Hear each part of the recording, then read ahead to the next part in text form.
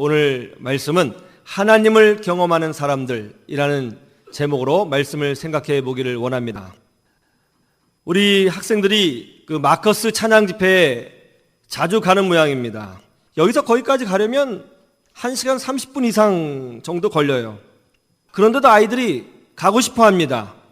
뭐 세상 가수리 부르는 그런 콘서트가 아니고 순전히 찬양하고 기도하는 그런 자리에 가고 싶어 하는 거예요. 왜 그럴까요? 하나님의 임재가 경험되어지고 거기에 은혜가 있고 찬양의 기쁨이 있고 뭐 세상 아이들은 전혀 알지 못하는 어떤 영적인 만족이 있으니까 가는 거예요. 그런 뜨거운 영적인 체험을 하니까 자꾸 그런 체험을 사모하는 거예요. 그런데 이런 영적 체험이 없는 사람, 영적인 만족이 없는 사람, 그걸 한 번도 경험해 보지 못한 사람들은 그런 것이 있는지도 모르고 관심도 없고 가고 싶지도 않고 그런 은혜를 사모하지도 않습니다. 오히려 그렇게 그런 찬양 집회를 찾아가는 아이들을 이상하게 보는 거죠. 1시간 반 정도 걸려가면서 밤에 이렇게 생각하는 거죠. 여러분, 하나님의 은혜를 경험하는 사람들은요, 하나님의 은혜가 얼마나 값지고 감격스럽고 놀라운지를 알기 때문에 그 은혜를 더 깊이 구하게 됩니다. 그리고 이 시대 속에서 요셉과 같이 하나님의 도우심과 인도하심 그리고 놀라운 은혜와 축복을 경험하게 되는 줄로 믿습니다. 하나님을 경험하는 사람들은요, 우리가 비록 21세기 현대화된 세상 가운데 살고 있지만 구약 성경에서 하나님을 누렸던 사람들처럼 신약 성경에서 하나님을 누렸던 사람들처럼 하나님을 경험하는 사람은 여전히 이 땅에서 이 시대 속에서 하나님을 누리며 살아갈 수 있어요. 하나님을 경험하는 사람들은 이 세상을 믿음으로 이긴다는 것이 무엇인지를 압니다. 그리고 그것을 체험합니다. 저는 여러분들이 그렇게 되기를 주님의 이름으로 축원합니다. 그런데 말이죠, 성경에 보니까 하나님을 경험하는 사람들에게는 공통적인 특징들이 있다는 것을 여러분 알고 계십니까? 성경에 보면 하나님을 경험하는 사람들에게는 어떤 공통적인 특징들이 있어요. 그것이 뭘까요? 첫째로 하나님을 경험하는 사람들의 공통된 특징은 뭐냐면 바로 이겁니다. 하나님을 귀에 채우는 사람들이라는 거예요. 굉장히 중요해요. 이 14절을 보세요. 같이 볼까요? 시작. 예수께서 일어나사 거기를 떠나 두로 지방으로 가서 한 집에 들어가 아무도 모르게 하시려 하나 숨길 수 없더라. 아멘. 예수님께서 두로 지방으로 가셨습니다.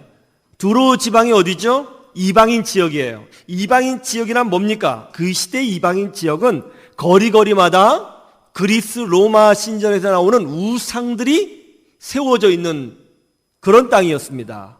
우상의 도시예요. 하나님을 모르는 도시예요. 신앙과는 전혀 상관이 없는 그런 도시죠. 영적으로 보면 버림받은 땅, 그런 땅입니다. 그런데 예수님께서 그 버림받은 땅, 우상이 가득한 땅, 지극히 세속적인 그 땅에 들어가셨어요. 왜 예수님께서 그 땅에 들어가셨을까요? 그 이유는 하나입니다.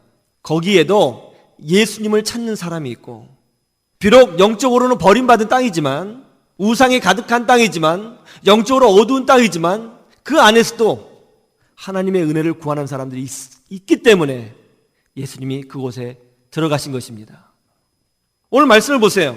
예수님께서 조용히 그 동네에 가려고 하셨다는 거죠. 그런데 어떻게 소문이 났는지 모르지만 엄청난 사람들이 몰려와서 예수님이 조용히 행동하실 수 없었다. 무슨 말이에요? 예수님을 보고자 하는 사람이 많았다.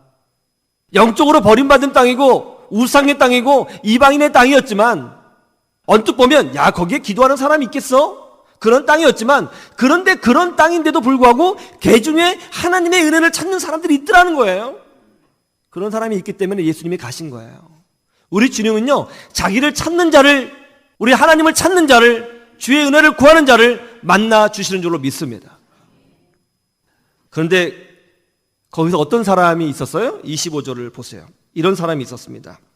같이 보죠. 시작. 이에 더러운 귀신 들린 어린 딸을 둔 한 여자가 예수의 소문을 듣고 와서 그 발 아래 엎드리니, 더러운 귀신 들린 딸을 둔 한 여인이 예수님을 찾아왔어요.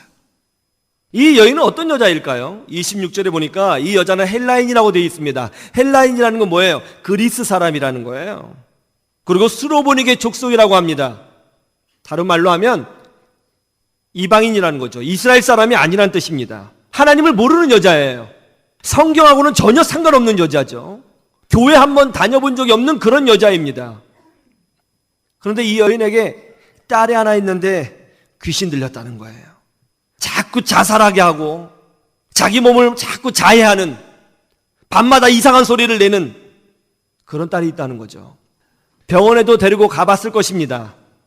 그리고 그리스 로마 신화에 나오는 자신들의 신에게 제사도 드려봤을 거예요. 그런데 귀신이 안 나가는 거예요. 상황이 점점 더 나빠지는 거죠. 그래서 결국 예수님을 찾아왔다는 것입니다. 그런데 여기서 우리는 이런 생각을 해야 합니다. 하나님을 모르는 이 여자가, 이방인인 이 여자가, 성경하고는 상관이 없는 이 여자가, 교회 한번 다녀보지 않은 이 여자가 어떻게 예수님을 알고 찾아왔을까?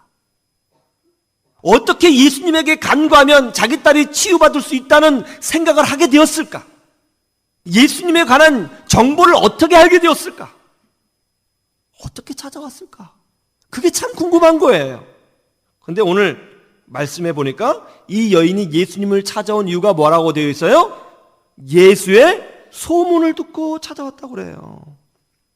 예수의 소문을 듣고. 하나님을 경험하는 사람들은 그 귀에 예수님의 소문을 담아요. 하나님의 은혜를 담아요. 그리고 철저하게 인간적인 소리, 부정적인 소리, 악의적인 소리, 비판하는 소리를 듣지 않아요. 하나님의 은혜만 담으려고 노력해요. 왜 비판하는 소리, 인간적인 소리를 듣지 않으려고 해요? 그런 소리를 자꾸 들으면 그 사람의 영성이 땅바닥으로 떨어지는 것을 경험하거든요. 사람의 소리를 귀에 담은 사람은 사람을 경험합니다. 그러나 예수님을 귀에 담으면 그 사람은 예수님을 경험하게 되는 줄로 믿습니다. 하나님을 몰랐던 이 수로보닉의 여인이 예수님을 찾아오고 예수님께 간청하고 그리고 결국 딸이 치유받을 수 있었던 이유는 그녀의 귀에 예수님을 담은 거예요. 예수님에 대한 부정적인 소리도 많았겠죠. 예수님에 대해서 안 좋은 소리도 많았겠죠. 그러나 그녀의 귀에 예수님의 은혜를 담은 거예요. 오늘날 한국 사회를 보세요. 여기저기에 엄청난 소리가 들리잖아요. 어떤 사람은 우리나라가 곧 망한다는 겁니다. 전쟁 난다는 거예요. 부도 난다는 거예요. 제가 그 사람 이야기를 가만히 듣고 있으니까 제 마음이 불안해지는 거예요. 큰 문제가 날 것 같아요. 마음이 심란해졌습니다. 또 어떤 사람은요, 우리나라가 너무너무 썩고 부패했다는 거예요. 그분 이야기만 계속 들으니까 이민 가고 싶더라고요. 사람의 소리를 귀에 담으니까 사람이 보여요. 안 좋은 게 보여요. 영적으로 다운되는 거예요. 사람의 귀가 이렇게 얇아요. 제가 TV를 잘 안 보는데 어쩌다 봅니다. 한번 봤더니 요새는 TV에 뭐 다른 내용이 안 나고 홈쇼핑이 그렇게 많아요. 제가 홈쇼핑 딱 봤는데 무선 드릴을 선전하더라고요. 무선 드릴. 기능이 너무 좋은 거예요. 근데 그걸 가만히 듣고 있으니까 꼭 필요해요, 우리 집에. 그거 사야 될 것 같아요. 그동안 드릴이 없어서 못 고친 건 많았는데 그거 있으면 될 것 같더라고요. 그리고 그분이 그래요. 이런 구성이 또 없을 거라고. 마지막 기회라는 거예요. 그래서 제가 야, 저렇게 좋은 거를 이번만 살 수 있구나. 전화를 하려고 그랬더니 우리 사모가 그러는 거예요. 여보, 그거 사지 마세요. 아니 이거 저렇게 좋은데 왜 안 사냐고. 당신이 1년에 드릴을 몇 번 쓰겠느냐고. 생각해 보라고. 올해 한 번이라도 드릴 썼냐고. 가만히 생각 한 번도 쓴 적이 없는 거예요. 근데 사지 말라고 하는데 그렇게 우리 사모가 원망스러운 거예요. 아, 이렇게 좋은 걸 마지막 기회라는데 왜 못 사게 하나.